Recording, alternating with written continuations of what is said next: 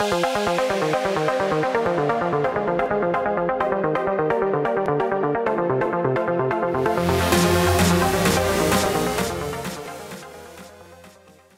think it's really interesting how you phrased Aegis. We're helping clients protect profits. And I think in a space now that is becoming more mature and you're really working for the investors, it's not about just hitting home run balls all the time. It's really about managing risk and making sure you're delivering for them and not overexposing them to downside risk. It's really interesting you said that, Tim. And I'm going to throw something out here that I'm sure a lot of your users or listeners will disagree with.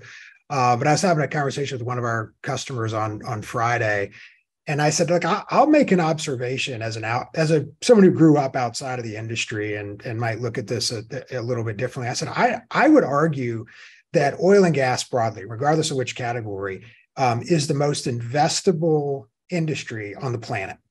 And they looked at me sideways, and I said, tell me another industry where you know how much you are going to sell next year, right? I mean, almost nobody knows what they're going to sell next year. You have a pretty good idea what your expenses are, especially if you've managed your contracts effectively on OFS. If you're in some form of long-term contract with OFS, and so you know how much you're going to sell, you know what your expenses are going to be, then the only thing you're missing is what price you're going to sell your product at. And so hedging allows you to lock in that price. And so you can, and look, there's some challenges with minerals and royalties just for some of the reasons you highlighted earlier.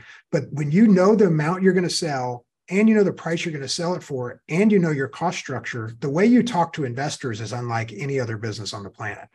I don't know how much we're going to sell this coming year. I hope it's a lot. I don't know.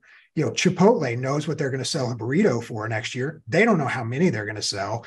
All these businesses have a real open-ended question and in terms of running their P&L or projecting their P&L. And I think oil and gas, when run properly and people aggressively manage, can talk about all components of the P&L in a way that no other industry can. And so I think that's if we approach hedging that way and get away from it being I heard a CEO recently describe hedging as gambling, and I would argue it is the exact opposite of gambling. And I just think that's something we've got to do to get the messaging right in terms of what locking in or pre-selling your assets or pre-selling your production for next year, what that really means.